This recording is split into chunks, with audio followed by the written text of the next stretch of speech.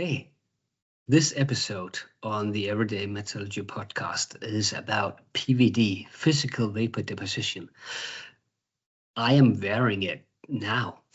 These glasses, on the surface of these glasses, there's a thin coating of invisible PVD to avoid scratching. My phone, the glass on the surface is also PVD coated. So PVD is a part of your everyday life, even if you haven't heard of it. And this episode is really great. I've invited Christos. Christos is a very good guy, clever guy in PVD, and I learned a lot from it, and I'm sure you'll learn a lot too. So stay tuned. And by the way, Christos forgets to share his video in the beginning.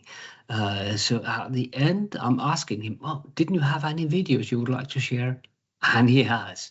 So if I were you, I would stay tuned and watch these videos, because it's crazy what happens into these PVD chambers with color and plasma, and it looks futuristic. So wait for it and take a look. See you. Hi, Christos. Hello, Peter. Welcome to the podcast Everyday Metallurgy. Today we're going to talk about surface coating. Very thin, very accurate, and sometimes extremely hard. It's PVD.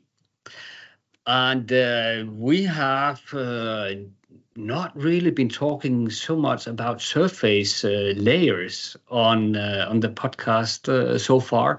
So I think it must be time to learn about what is going on, because the surface is what people or what the structure is seeing. So the core is often just there to have the mechanical properties of the material, but a lot happens on the surface. So I would like to dig into that today. And I have invited you because you are a super expert in PVD coating. Will you give a short introduction to yourself and what you're doing and about your company? Yeah. Thank you very much, Peter. My name is Christos Pernagidis. Obviously, it's a Greek name. I was born in Germany, studied in Germany, became a master degree in material science. I started my business career in 1993 as a production manager for coating materials. At that time, in 1993, coating materials was part of the R&D, more the D than the R. We had a lot of equipment used to melt vanadium alloys and other vacuum melted alloys, but at that time the business was very bad, simply because there was a lot of material coming from Russia, very cheap, and we could not compete against them. So the idea is, what can we do with these melting furnaces, and how can we use them to produce some new materials? And the idea of our boss at that time was, there is something called, I don't know, PVD, something like this. Maybe we can do some alloys for this application, or some materials for this application. So we started producing titanium aluminum alloys for tool coating. We came very quickly into the situation to produce powder metallurgical alloys as well. Yeah. And this job was, for me, was the entrance into the PVD world. It was a very nice experience. Simply, I couldn't learn that much at the university like I learned it in real life metallurgy. And I recognized that what I learned from the university was probably 20% of what I really needed to produce new materials. Yeah.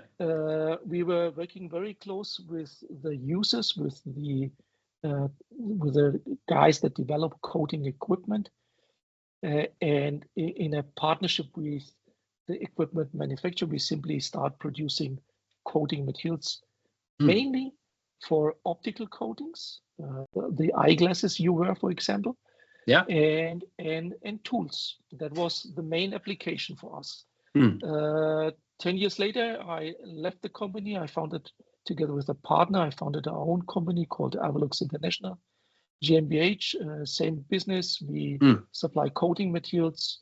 We do a little bit more than the coating materials itself. So we try to supply whatever is needed in the PVD application, from power supplies to magnetrons, which is a very central part of the coating equipment, and help the customer on this. And since 7-8 years, we started a consultancy business where we consult, let's say, newcomers, new companies that invest in PVD technology, leaving the traditional plating, electroplating world, and try to get the feet into these PVD coatings. And obvious, they're coming from chemical applications to physical application. And there's a big gap in knowledge, and we try to support them there and try to help them to fix some issues on coating or develop together with them new coatings on their coating equipment. This is what we do. Yeah. Thank you. If we jump into the technical part, the PVD, when did it start? Was it originally invented 100 years ago, and didn't just find the application, or how old is PVD? Well, I think if you go to if you check on Wikipedia, I believe they were talking about 200 years of PVD technology. Even that 200 years ago, Michael Faraday, 1838, probably described something, how you can vaporize metals in vacuum and condense this vapor into a thin film. Did he really thought about really PVD coatings like we are doing it right now? I doubt that. In the early 90s, they started coating optical mirrors instead of chemical silvering. Scientists discovered they could evaporate aluminum or silver in vacuum and produce a highly reflective uniform coatings. I think that was probably one of the starting points of PVD. And later on, I think the breakthrough was when they start to do tool coating, industrial tool coating. I think that's, so actually, if I look on that, it's approximately 200 years old, and mainly driving in the 60s. Okay. Yeah, I came on board when it came to tool steels, because I previously been working with tool steels, high wear resistant, and their PVD was often a life elongator when it comes to wear. But if we jump into the PVD, how does it work? How do you apply it? How do you create the plasma, the vapor? Okay, okay, you are coming from the how to say, from the metallurgy world. Okay, Yes. Usually if I meet with people that ask me what is PVD, my friends, for example, then I say I start with a basic and a simple comparison. Okay, when you boil water, it turns into steam and then it condenses again on a cold surface, like a window, for example. And these condensing water that you see on a cold window, that's actually how it works. So, but what does it mean now in real PVD life? So it's the same principle. Instead of water, we use metals or ceramics, and instead of a kitchen pot, or a heating pot, we use a vacuum chamber. So that's the basic concept of PVD, and there are several ways how to do that, and there are several, let's say, ingredients that you need actually to do the PVD in real life.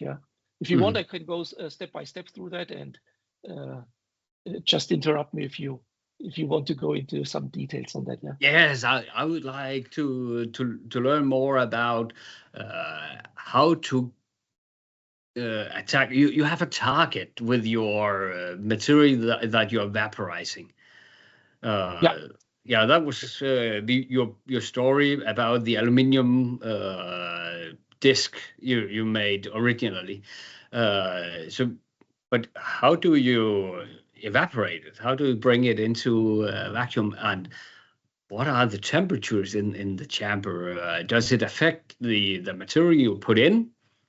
Yeah, let me okay, let me go step by step. Number one, you need a vacuum chamber. Without a vacuum chamber, PVD will not work. So you need a closed vacuum chamber, a sealed vessel where you pump almost all the air out.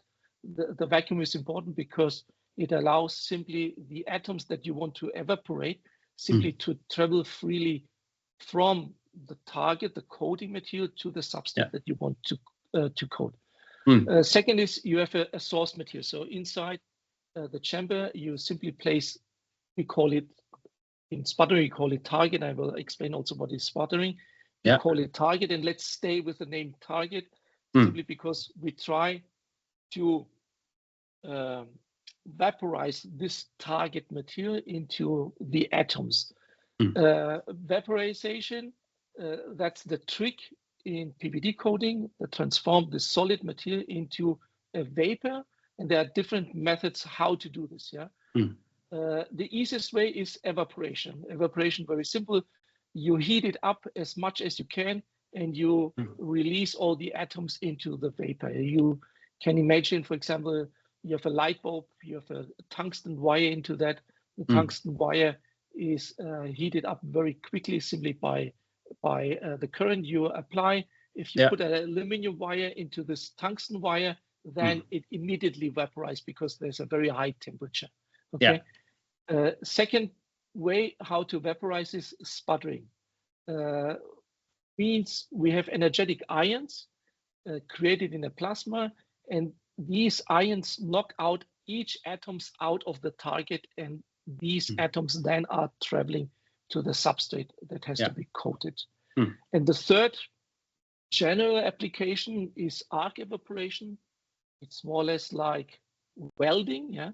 You ignite a small and high energy spot on the target surface, and that travels all over the surface randomly. You can of course also direct it.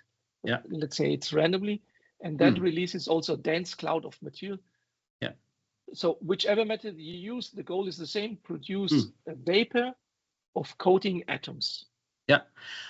I had a previous interview with a company that makes ultrasonic atomization, and it was similar. They also made a melt pool, but that melt pool was then helped to kind of evaporate by an ultrasonic field.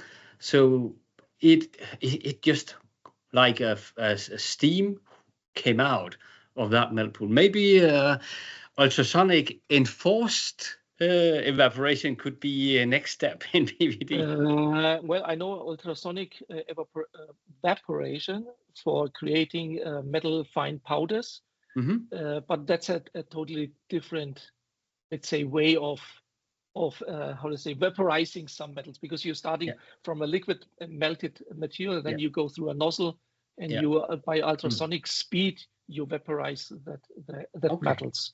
Correct. So that's how I know it. This is different. I think I'll share it with you afterwards. It could be a next step. Okay, let me continue if you don't mind. Yes. Once you vaporize the atoms, then you need to transport these atoms in the plasma.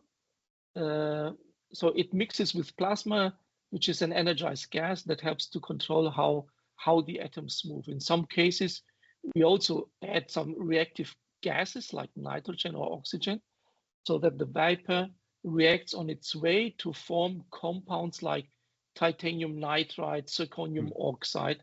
And this is how we then create layers on top of the substrate that have to be coated.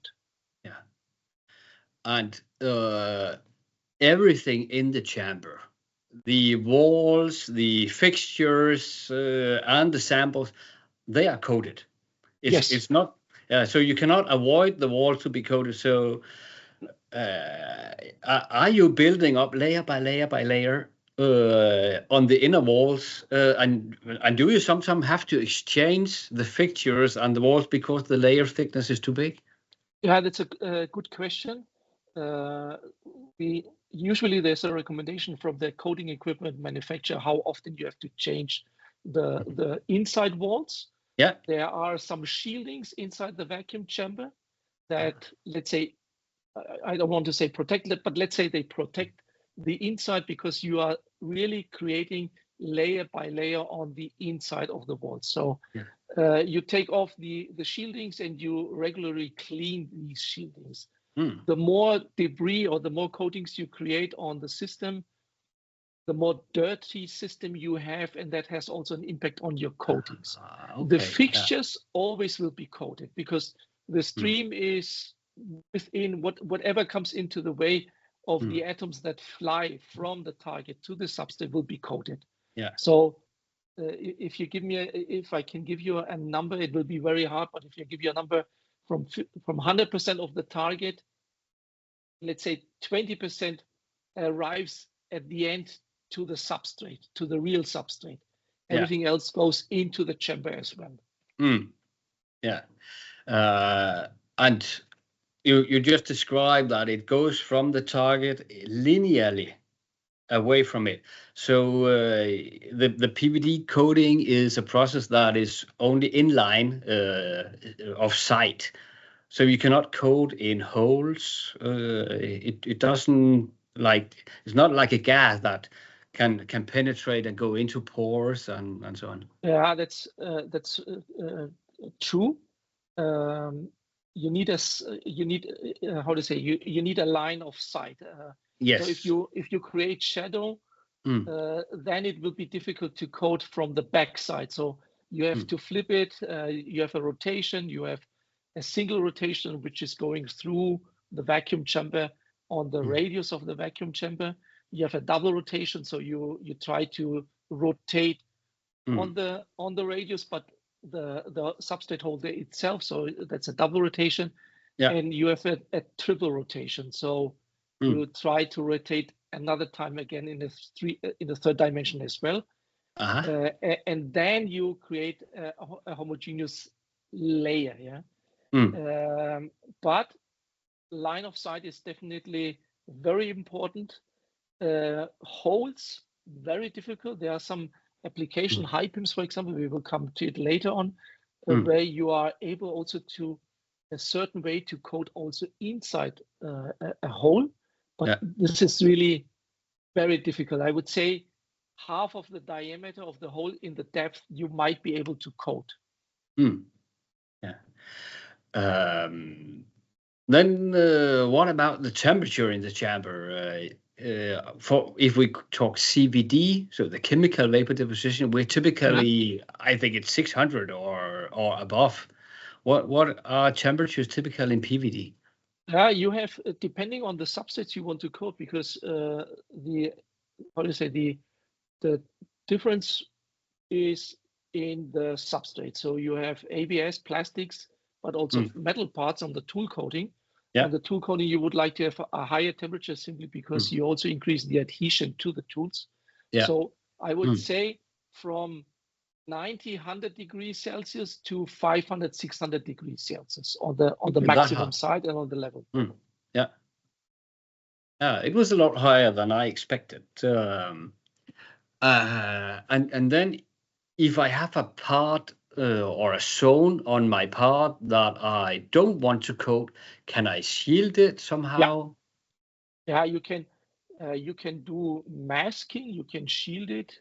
I would suggest masking is the best. Or if you look, for example, on modern tools, they're also in a substrate holder, so you only coat really the part that is really needed for drilling, for example. So everything which is hidden because it stays in a pocket will be not coated. So that's more or less the same like masking. Yeah. And when you are at the low temperature, you could use gaffer tape. Yeah, for So example. it's quite easy. Yeah, well, Mm. it's easy. Let's say in mind, it's really easy. It's tricky because simply it's a manual work you have to do. Yeah.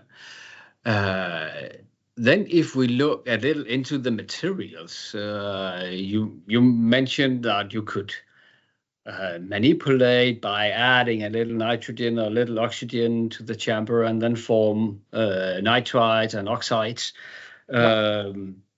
But what are typical PVD materials that are coated? Okay, that's my home world, let's say, on Yeah. the inside. Thank you for this question. So we can talk a lot about that. So actually you can use all solid materials that are available. Does it make sense? That's something else. But in principle, one of the standard materials is aluminium, simply because front light, backlights on standard cars are coated with an aluminium surface, simply to have a higher reflection. Okay. Titanium is the workhorse on tool coating. We see a lot of tools, especially in the US, that are coated with titanium. The coating layers are titanium nitride. Titanium nitride is a very golden, a very hard and wear resistant coating. It never loses attraction. I posted it on LinkedIn many times simply because you can see a lot of that on tools, on watches, and so on. Chromium has been used for decades because it gives both corrosion resistant and a silver shine. So all mirrors in cars, outside mirrors, inside mirrors are coated, for example, with chromium, simply to have a mirror-like coating. Yeah. Is it hard chromium? Do you know? Is scratch-free? It's hard, scratch-free. Yes. Can it compete against electroplated chromium? Well, so and so, simply because electroplated chromium is much thicker than PVD coated chromium.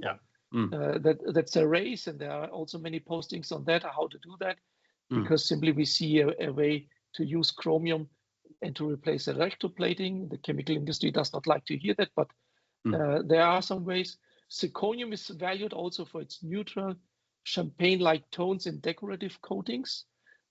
Tungsten and molybdenum add some extra hardness, high temperature stability, and then you have a lot of alloys. If I look on our product list that we sell, you have aluminium, chromium for tool coating, aluminium, chromium, silicon.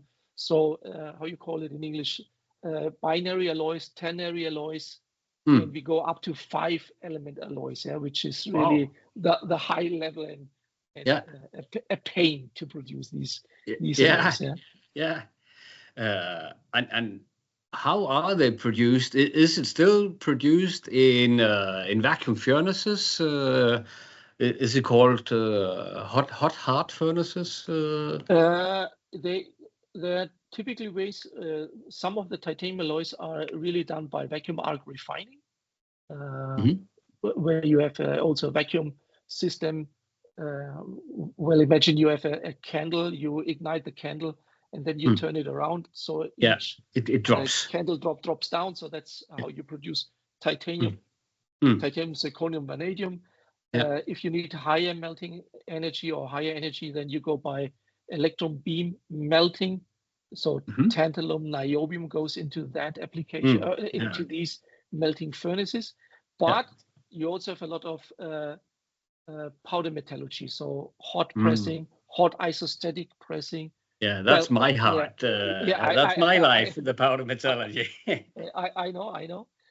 So hot isostatic pressing is used, for example, for aluminium titanium alloys, where you have high aluminium content, higher than 50 atomic percent. Aluminium, chromium, all chromium alloys are made via hot isostatic pressing. And there is also some, let's say, some very nice production methods like SPS, spark plasma sintering, where you also start from powder metallurgy. You have a high current, and you how you say, rapidly increase the temperature and cool it down immediately, so that you freeze it very quick, so you can produce really very nice alloys by this technology as well. Yeah, and they also have to be very homogeneous. But how big are they? When you make a hip capsule, you could make it very big, and then you cut out pieces for your target. Yes. Or how does it work? Yeah, I explain it always like a salami. Okay, you produce a big part. I give you examples. The smallest hip that I know that we use is about 100 by 100 by 500 millimeter in the sizes, so 10 by 10 by 50 centimeters. Yeah. The next level is 250 by 250 by 1000, which is in chromium approximately 260 kg. And if you go to the biggest commercial available, non-military available equipment for hot isostatic pressing, then you create something around with 450 by 450, 2 meter length approximately, which is about, I don't have it exactly in mind, 4 tons of material. So that's 3-4 tons. That's a big ingot. We call it ingots, and then you slice it down from these big ingots down to the sizes you want. And the reason why we need also these big ingots is simply because the coating equipment itself is increasing. Okay, so you go from small size coating equipment to big industrial equipment, and because of that, you have also to increase the hot isostatic pressing equipment itself. Yeah. But the target itself, how big is that? Is it something like 10 centimeter? No, we go, the smallest I know, it's about 50 millimeter diameter to 5 millimeter thickness. But we also have coating equipment sizes, target sizes of 1800 millimeter in length by, well, actually, in architecture glass, we have 3.6 meter length targets, 250 in the width, 20 millimeter in the thickness. So quite big. Yeah, that was surprising. Yeah. Then I have also seen people working with multilayer, and I don't understand how you can switch from one alloy system to another alloy system, so just like that instantaneously. Or is it not instantaneously? Well, it's not. Well, usually if you look into a coating system, you have multiple sources for coating. So either to speed up, you use all the sources with one material. So you have 6 positions of targets in your coating equipment, and you equip all sources with the same material, which you increase simply the speed because you're using the same material. Or in multi-layer systems where you combine the advantages of each materials in your coating, then you equip the 6 positions, if you have 6, with different materials. You can do, of course, 6 different materials, or you do it by pair, 2 and 2, or 3 different materials. But each one gives 1 layer, and simply because you have traveling the material on the radius of in the inner radius of the coating equipment, simply inside it passes each target and then gets coated, and then you are creating multi-layer on the journey around the vessel. Okay, so you have locally in your chamber one area that has titanium nitride, titanium, chromium, aluminum, titanium, aluminum, chromium. Yeah. Wow. And multi-layer does not take longer time than single layers. No, that's, well, it takes longer time because if you equip your machine with the same material, then you increase simply the coating speed by having always the same coating material. If you change the material to multi-layers, then it has to travel a little bit more to get the same thickness, simply because of different coating materials. But at the end, you want these layer stacks, because you expect a better adhesion, you expect a better heat transfer, you expect better corrosion resistant, and you want to combine that in these multi-layer or nanostructures. Yeah. So if we take a single layer, a disadvantage could be that when you coat it and you use it, if it's a tool, then it can be hot, and the thermal expansion of the tool is different than the layer itself. Correct. So yeah, there'll be some tensions in it, so it can fall off. It can crack, and the multi-layer itself. So these alternating layers are stopping the cracking, simply because of what you explained of the CTA mismatch of each material. How to say now I got it.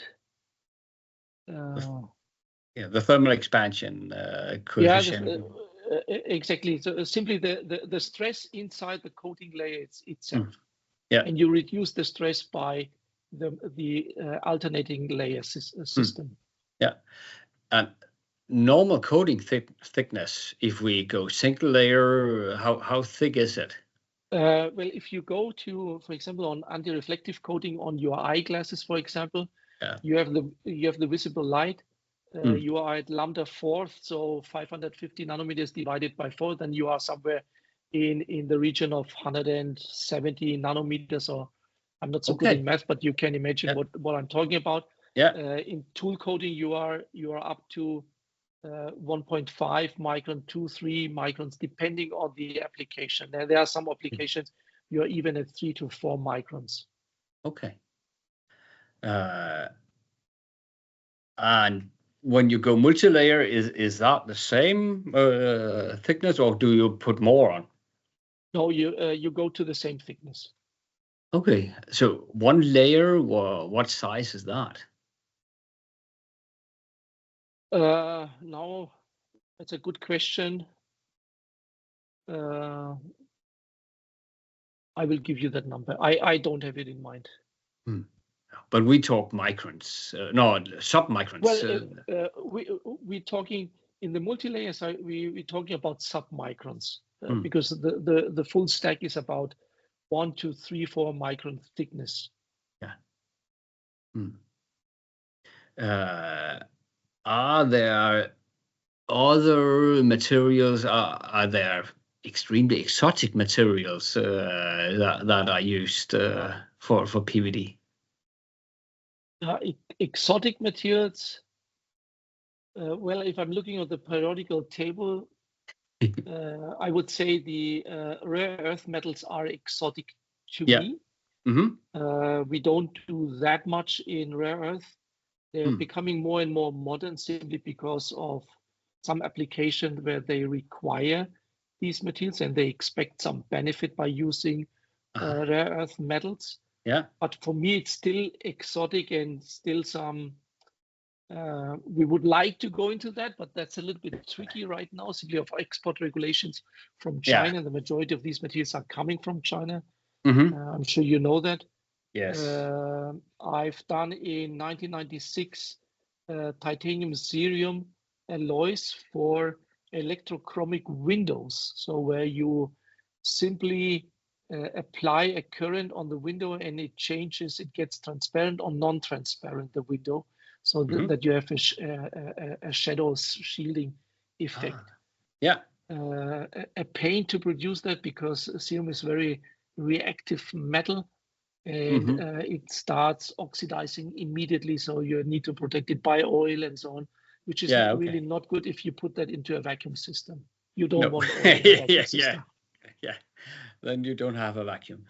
The target itself, when you evaporate from it, do you evaporate homogeneous from the surface, or do you make holes in it?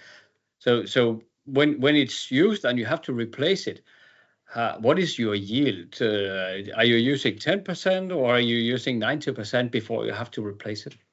That's a good question. So I explained to you there are ways how you evaporate the material, how you create this vapor. So if you look on sputtering and arc evaporation, let's say the two major applications we supply our coating materials, I would guess that in sputtering, the maximum yield for the coating materials is around 35%, which means out of 100 kg, 35 kg will be used. Yeah. The 65 is waste, let's say it this way. Yeah. It simply cannot be used simply of the magnetics that are used to have the plasma on top of the coating material and to have a steady way of coating, a homogeneous way of coating. In the arc, evaporation is probably the same. So the negative on this is you use less material than you start buying. So the main thinking is how can I increase the usage or the yield of the coating material? That's not so easy. So if you come to 40% in planar targets, then you are on a very good level. Okay. There are other ways where you create rotatable targets, where the plasma is simply always visible on the magnetron, on the target, where you are able to create a usage on the cylindrical targets of 70 to 80%, which is much higher. Yeah, that's pretty nice. Yeah. So that's what you can see on the yield of a target material, of a coating material. Yeah. Are you taking back old, worn out targets and remelting and refurbishing? Well, the problem is, let's say, the traveling of used material within Europe, it's somehow acceptable because the authorities get very sensitive if you talk about metal scrap. We are talking about very high valuable metals. I would not really call them scrap. It's scrap in the way for the PVD coating system because simply you cannot use it. Your process is stopping. Yeah. But for some materials we buy back, simply materials that can be remelted or reused in an easy way. Yeah. The majority of the metals go into the stainless steel production simply as an alloying element. Okay. The easy way. Yeah. Yeah. So now if we look into applications, do you have some examples of everyday application? We are on the podcast Everyday Metallurgy, so we should also talk a little about where it is used in our everyday life. Yeah, probably more often than you think. Yeah, and if you go to some examples, I try to give it to you. Watches and jewelry. Yeah, if you own a watch with a gold, black, or even rose gold color case, then the chance that it's PVD is very high. Simply because the PVD coating gives a much harder and more scratch-resistant surface than the plated version. Luxury brands, for example, more or less use always PVD coatings for the optical benefit of the watches. Yeah, same is for jewelry, rings, bracelets, eyeglass frames are more and more in PVD. Faucets, bathroom fittings, many, let's say, the high level, the luxury faucet and bathroom fittings, you will always see PVD coatings. Unfortunately, I don't have really new numbers, but I know that maybe 5 to maximum 10% of the faucets see PVD. All the others are coated still by electroplating, simply by chrome plating. Yeah.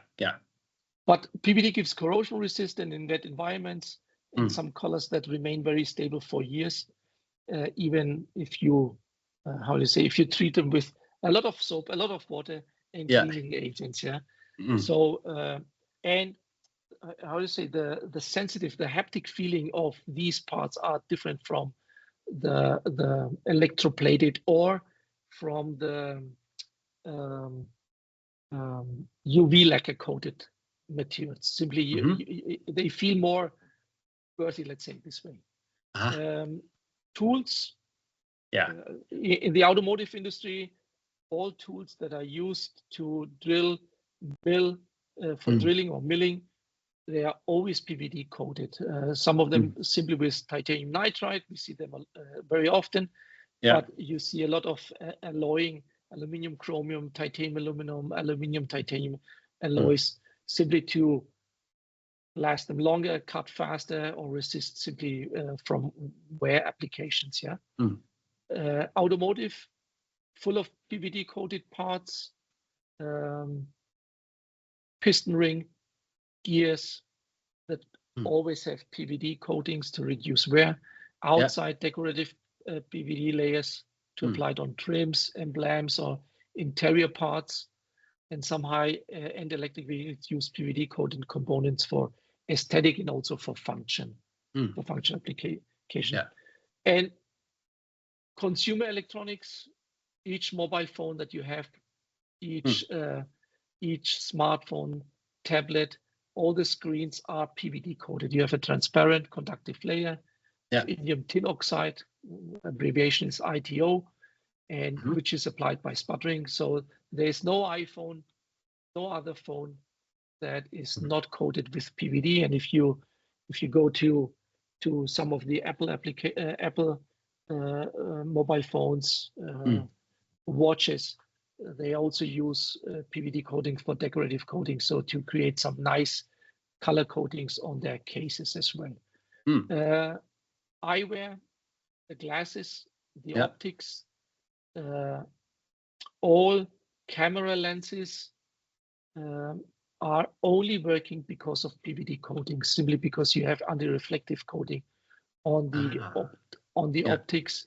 Without anti-reflective coating, you will never get a very good photo. That's very simple.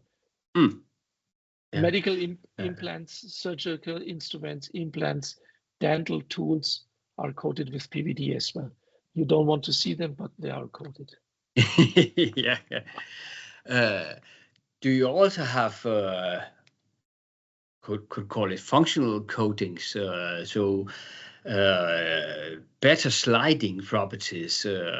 I know from the tool industry, we talked about that nitrogen in a tool makes it easier to deform material that contains nickel, because nickel containing material had to stick to the tool. But you can have, I think it's called anti-galling effect. Are there other applications where when you apply that, it has different properties? Well, I think simply by coating the substrates, you also create other properties of the surface. A tool, an uncoated drill, will never last as long as a coated drill. There are figures 10 times higher, 20 times higher lasting and making always the same hole size. There are friction reduced coatings like DLC coatings, where you simply reduce the friction by these coatings, and you have better properties, of course, for sliding, for gliding, sliding. And where will we go next? Have we finished our development in the world of PVD, or are there still more in the pipeline that we haven't seen yet? Thanks God, no. I think the PVD world is still a world where you will see also in the next 20 years some new developments. I'm really a fan of combustion engines. even that I drive a full electrical vehicle. Yeah. But I think that we are still not at the end of the development to have better combustion engines with a very reduced consumption of diesel or whatever. So there are still applications that we can see simply by reducing wear, tribology, better sliding effects by DLC coatings.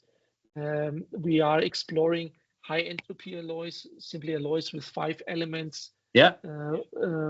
So 4 to 5 metals containing to create coatings with unique hardness and thermal stability. Yeah. There are some applications where we look into that, and I think there will be some new coming out the next years. Yeah. We can combine. We already spoke about multilayers, and there are some smarter multilayers and function when we combine that, so that we have also future coatings with, let's say, with dozen or even 100 of nanoscale layers that have different properties, and that allows us simply to design surfaces that can avoid cracks, reduce friction, or even adapt these frictions and be better in the long term. I think there are a lot of applications for future. Yeah. Did you have a video you would like to show on the run? I have some. I can show you. Give me a second. Now? Oh, yes, I see flames. It looks like. Yeah. Let me explain. That's the inside. We're looking through a glass into the vacuum system. On the far end, you see 1, 2, 3, 4, 5 arc cathodes. Yeah. So yes. you see a wire from the north part of each target material. The wire ignites an arc, and the arc is running randomly over the surface. And this is the hot spot where you evaporate immediately the coating material. The equipment is more or less empty. You see the substrate holders, which are rotating. Yes. I explained to you during the podcast that there's a 2- and 3-fold rotation. What we see here is a 2-fold rotation, one of the inside diameter of the vessel of the coating system. Yeah. And each substrate holder is turning by itself. And now you see in the backside, it's cutting off. You see some samples that have to be coated by these coating materials that are burning in the back. And the plasma. Yeah, there they are. Yeah. So here you can also see the same open, the substrate holder, the table, the big table on the far end here. You see that? I don't see if you see my mouse. These are the substrate holders where you can place the spare parts and the holding. And here on the sidewall, you see the coating materials itself. Yeah.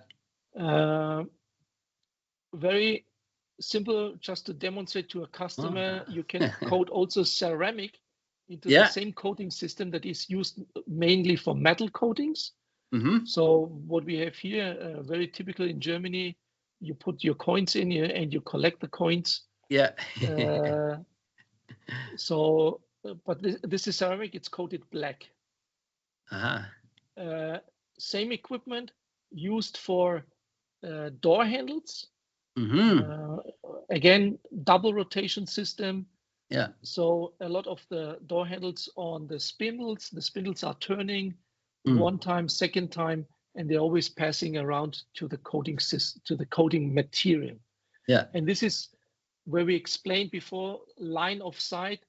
The material has to pass in front of the coating. The substrate has to pass in front of the coating material. Otherwise, it will be in a shadow.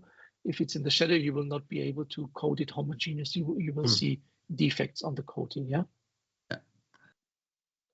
Same part here. Other coating material. Slower rotation.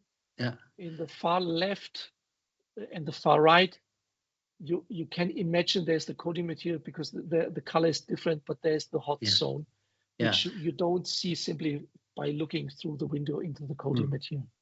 into the Why coating chamber. why are the colors different? Well, we are using different materials. This is creating a different plasma. Okay. We go here. Here it's a different system, which I like very well because it's a different approach. That's a central tube cathode. Yeah. So this is in the middle of the coating system, and the coating materials run around that coating. Yeah. The coating material, the central tube. That tube is about 1.2 meter in length, in height. Wow. Diameter is about, for I have to guess, 150 millimeters, something like that, 130 to 150 millimeters. In this case, it's chromium material. Wow. And this typically hobs that are coated in a PVD system. The turning ratio is simply because of the iPhone. It's reducing it. It makes it a little bit slow moving. Yeah. It looks like a very big chamber. I have to say it's about 800 millimeter in the height inside. Yeah. How big chambers can you make for PVD? If we look onto in the bath faucet industry, decorative applications, we see inside chamber, we see coating material size of 1,800 millimeter. So quite big. Yeah. Yeah, that's big. Quite big. Yeah. 2.5 meter probably in the height. Wow. Yeah, that's a big equipment and can take a lot of parts to be coated. Yeah, so cost-wise, it's also going down a lot. Yes, if you go to the amounts, it's going down a lot. This here is steel plates for shower, which are coated and running inside the coating chamber. The part is very big because the tendency is that these shower parts, they are laser holes. It's a size of 500 by 400, more or less a square, 500 millimeters. So you cannot put really too many of them into the coating chamber. They are coated with an arc process. So you have the coating material in the back side. Let me stop it and you can see it here. Yeah. In the back side, there are the cathodes. In this case, I think it's titanium. You have an wire, tungsten wire. It's creating the arc between the wire and the cathode material. It starts burning. You have an arc which is randomly going over the surface and evaporates the material. And the substrate is stainless steel, laser cutted, laser dotted to make the holes. To have a very nice shower experience, let's say it this way. The waterfall. The waterfall, exactly. Yeah. So the waterfall is now coming into the picture. Now you see the laser holes drills. And they are coated. Yeah. And at the beginning, this is something we developed. We call it Anti-Fingerprint. So this is also stainless steel. Yeah. It's coated black or anthracite, and with a further layer, that's a multi-layer system. We created a non-visible anti-fingerprint coating. And that's one of the demo to show that you touch it. Yeah, but nothing happens. But nothing happens, exactly. Yeah. Yeah. So that's a multi-layer there. I would like one of those because very often when I show new products to our customers, I have had my fingers on them. Yeah, and this is also not. Yeah, I want to show that this is from one of my newsletter. The picture is taken from Sussex Tabs, a company in Australia which makes really beautiful PVD colors.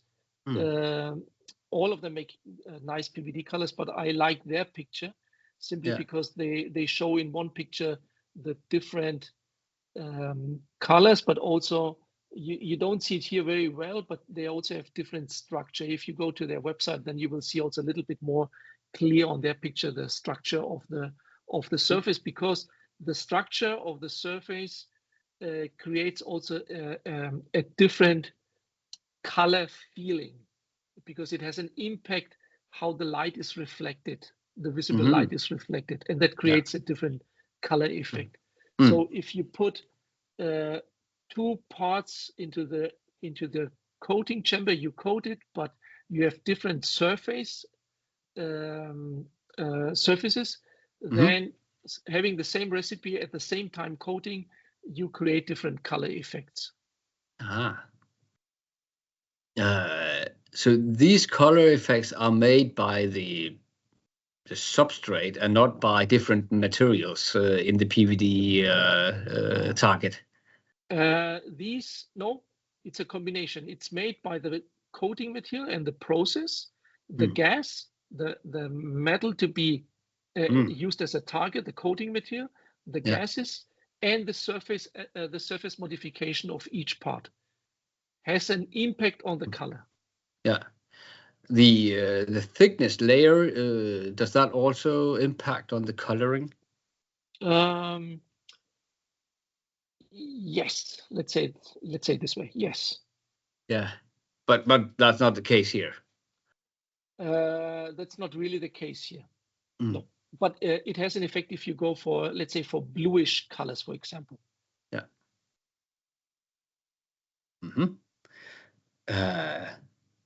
Fantastic. I think we are about to reach the end. Okay. Yeah. I lost your picture. I'm coming back. Give me a second. Yeah. Do you have me or not? Oh, not yet. Oh, here. No. Yeah, there you are. Wonderful. So if we take the last question I have. Yeah. Where can I learn more about PVD? Are there conferences? Are there clubs I should join? Yeah. I think one of the major conference in the US is done by the Society of Vacuum Coaters, SVC TechCon. It's an annual conference, usually at the end of April. Next year it will be in Long Beach. This year it was in Nashville. I think they gather a lot of people there from Europe, Asia, and the US, of course. I would assume it's one of the biggest conference for PVD applications in the States. The American Vacuum Society has also a very nice conference, which is always beginning of May, called ICM-CTF, usually always in San Diego. There are every 2 years conferences here in Europe. This year in Dresden, V2025, which we will attend probably. And the plasma surface engineering every 2 years, where you can learn also a lot. And there are, for sure, there are some smaller ones. I don't want to blame because they are smaller. They are more, let's say, on point, or maybe more focused on applications. For architecture glass, for decorative coatings, for tool coating. EMO is a very big one this year in Hanover for tool coating. We will go there as well. Yeah. So I think there are plenty of possibilities to gather more information. Wonderful. Thank you very much. I learned a lot about PVD and the targets and how you produce it. So all the background I had never heard of before. Thank you very much for sharing. Thank you for inviting me, Peter. and we see us on LinkedIn. For sure we do. Thank you. Yeah, Bye. Wow, that was impressible. Have you ever seen PVD before? Have you seen it spinning around like that with the purple color, the blue color, the brown color, the yellow color? It's quite amazing what is possible, and that is only for what has to look nice and not necessarily functional, because you can also use it to increase wear resistance on your tool and a lot of more industrial applications. So I really hope that you have learned a lot in this episode. And I also hope that you are curious to learn more and you'd like to subscribe to the channel, because the next episode coming up, that is maybe the most crazy episode I ever made. It is with a metallurgist from the Danish military. We're going to talk about metals in bullets. How to make bullets. It's very up to date what is happening in the world these days.